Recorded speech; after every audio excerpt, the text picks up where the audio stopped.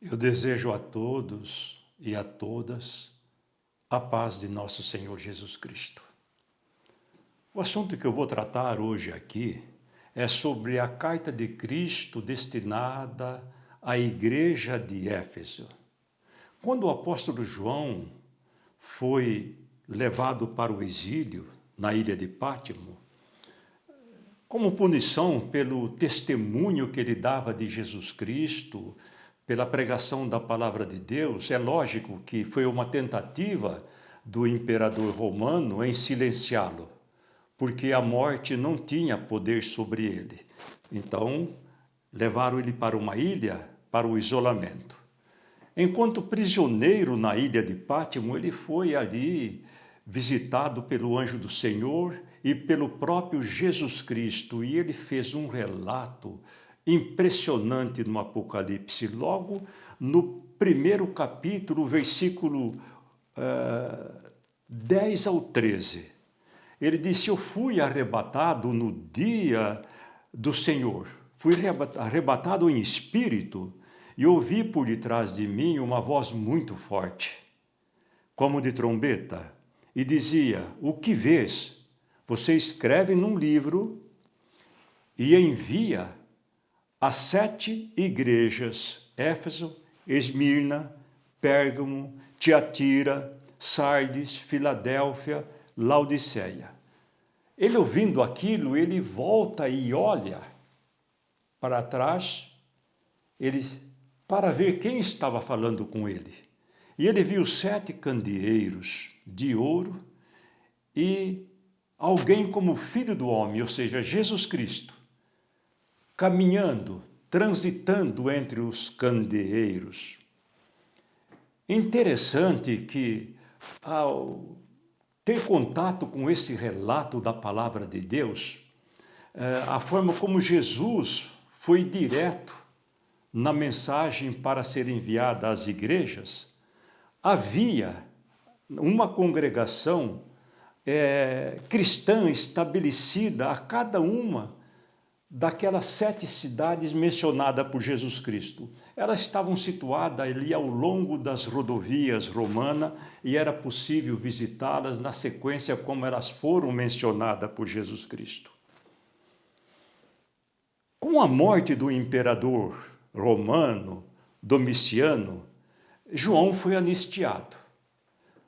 Existem aqueles que dizem que o próprio correio romano entregou essas cartas, mas eu prefiro ficar com uma informação mais segura, com a tradição que diz que o próprio João entregou aquelas cartas nas mãos das pessoas que estavam situadas em suas respectivas igrejas, ao líder da igreja, pessoalmente.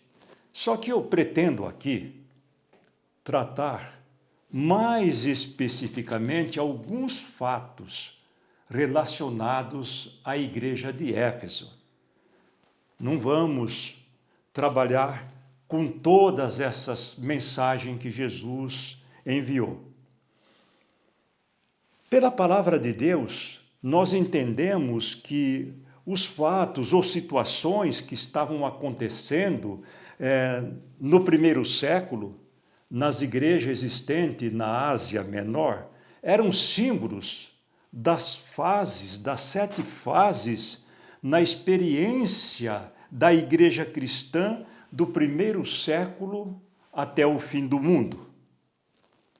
Durante esses 2 milênios, 2000 anos de experiência do cristianismo, percebemos que os eventos da história da igreja cristã ele tem uma sequência de relações com os eventos relacionados nas cartas mencionadas por nosso Senhor Jesus Cristo.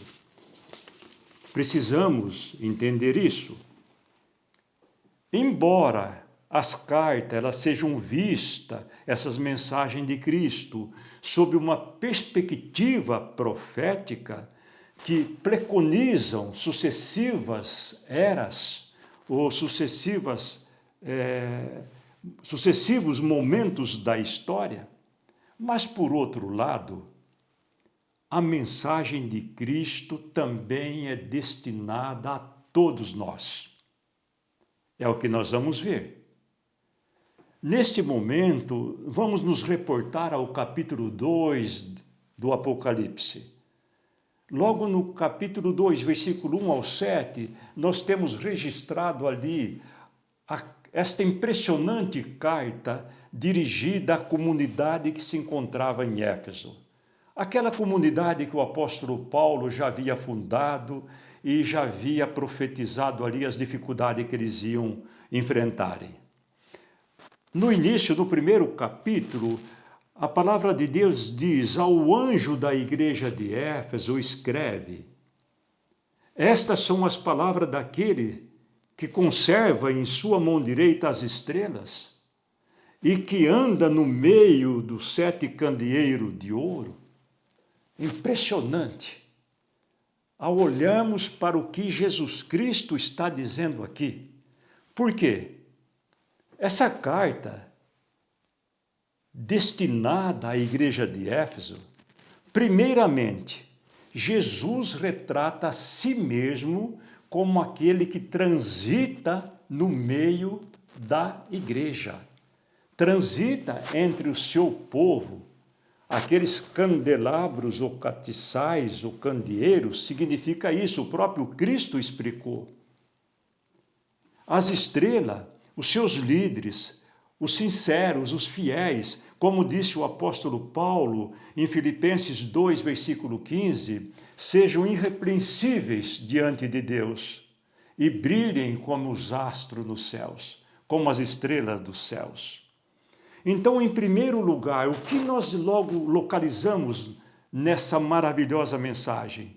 Jesus se retrata a si mesmo como aquele que continua no meio da sua igreja, atuando em todos os momentos dela. Esta revelação de Jesus Cristo, ela não deixa dúvida de um outro fato importante. Ele cumpriu e está cumprindo a promessa que ele fez aos seus apóstolos naqueles momentos finais dele retornar aos céus. Nos momentos finais da partida de Jesus, ele recomendou: vai a todas as nações, pregue o evangelho a toda criatura, e eu estarei convosco todos os dias até a consumação do século. Que Jesus maravilhoso! Quando ele retrata a si mesmo, ele está dizendo que ele não abandonou a igreja, que ele está fazendo exatamente aquilo que ele prometeu aos apóstolos e prometeu também a nós.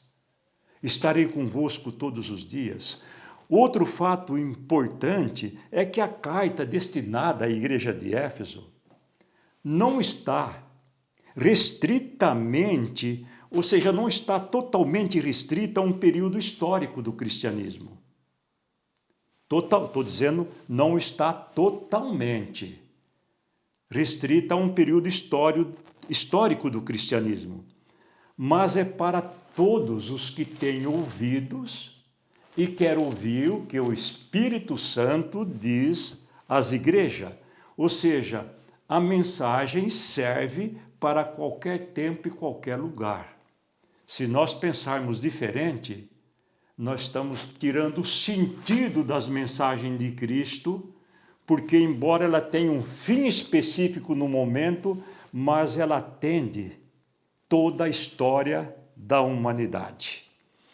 Outro fato impressionante dentro da carta de Jesus Cristo, que está registrada no capítulo 2, do versículo 1 ao versículo 7, eu não vou ler da forma como lá está escrito, mas vou trazer o assunto e convido vocês a apreciarem esta mensagem de Cristo com bastante dedicação, concentração e estudo em determinado momento aí na sua liberdade de estudar a palavra de Deus e no seu momento de comunhão com Deus. Por quê?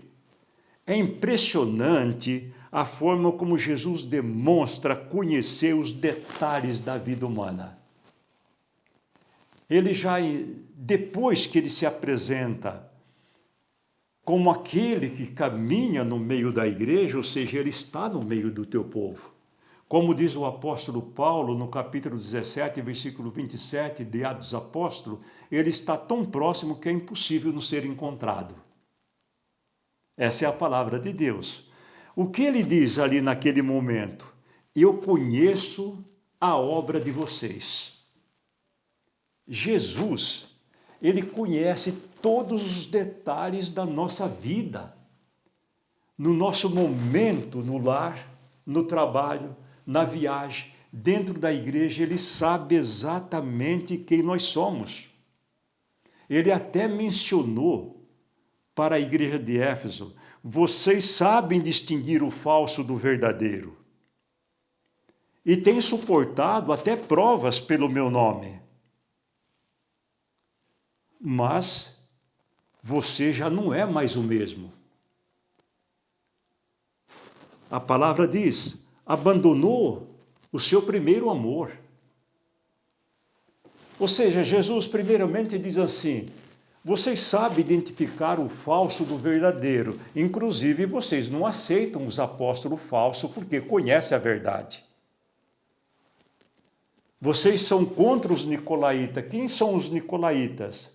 Uma seita, logo no tempo do primeiro século, que pregava que com a graça e a fé já não se precisava guardar todos os mandamentos. Parece que a situação começou cedo, porque hoje a maioria do mundo entende dessa forma, e não é verdade. Eles sabiam distinguir a verdade, sabiam distinguir o falso, suportaram até provas, mas eles já não eram mais os mesmos. Havia abandonado aqueles princípios pelos quais eles abraçaram quando receberam a mensagem. Ou seja, Cristo falou: vocês abandonaram o primeiro amor.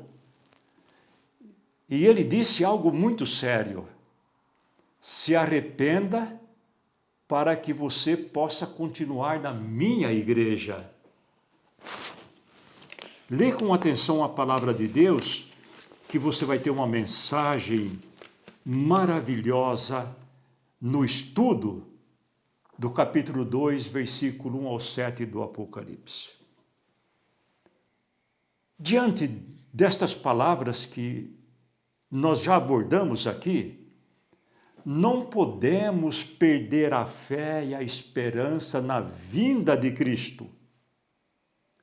Não podemos deixar apagar a luz do candelabro, a chama acesa. Não podemos permitir isso. O que também estava acontecendo em Éfeso, à medida que o testemunho dos apóstolos e de outras pessoas que haviam interagido pessoalmente com Cristo foram silenciados pela morte, a visão da iminência do retorno de Cristo foi se esvaindo, começou a se esvair. Ou seja, a chama da fé e da esperança perderam a intensidade.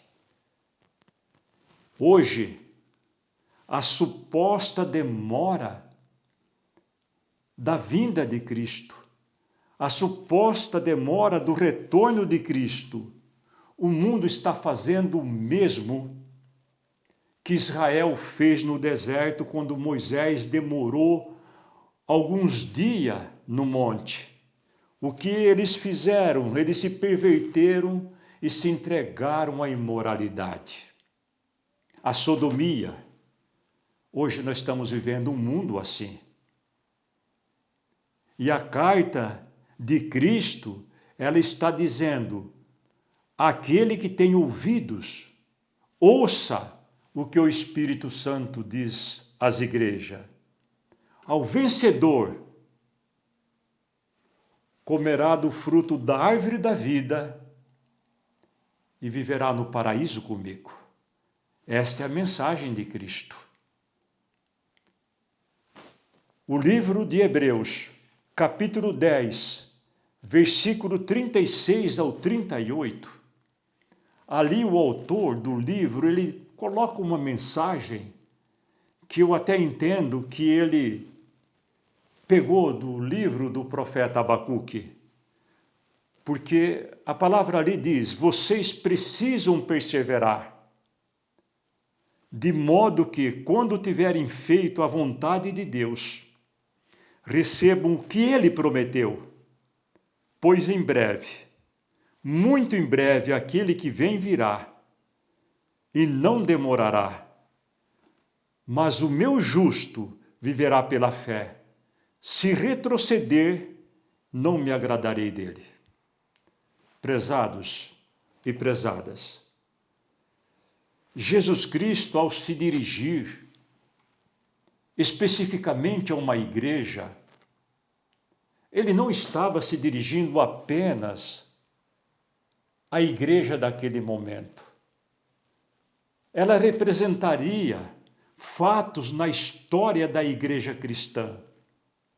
É lógico que em certo momento, mais especificamente num período, mas esse período faz transição à necessidade da aplicação das mesmas palavras que Jesus Cristo fez para a igreja de Éfeso. E eu convido você, não deixe a chama se apagar. Jesus Cristo conhece a sua vida. Ele conhece o que você está sentindo agora. Ele conhece o seu caminho. Se você está triste com a sua igreja por alguma coisa, não fique triste, porque Jesus Cristo está dentro da sua igreja. Ele caminha entre aqueles que lhe pertencem. Ele nunca abandonou o seu povo. Ele disse: eu estarei convosco todos os dias até a consumação dos séculos. Talvez naquele momento os próprios apóstolos não entenderam essa mensagem. Mas quando ele se revela na mensagem dirigida à igreja de Éfeso, ele demonstrou que ele não abandonou a igreja em nenhum momento. Permaneça. Seja fiel à palavra de Deus. Ouça o que o Espírito Santo diz às igrejas. Medite e preste atenção no que você está ouvindo hoje. O que você está ouvindo nesse momento. Volte os teus olhos somente para os céus, para Jesus Cristo, para a verdade. Porque aquele que prometeu vir, em breve virá, e não tardará. O mundo passa, com ele a sua cobiça, mas o que faz a vontade de Deus permanecerá para sempre.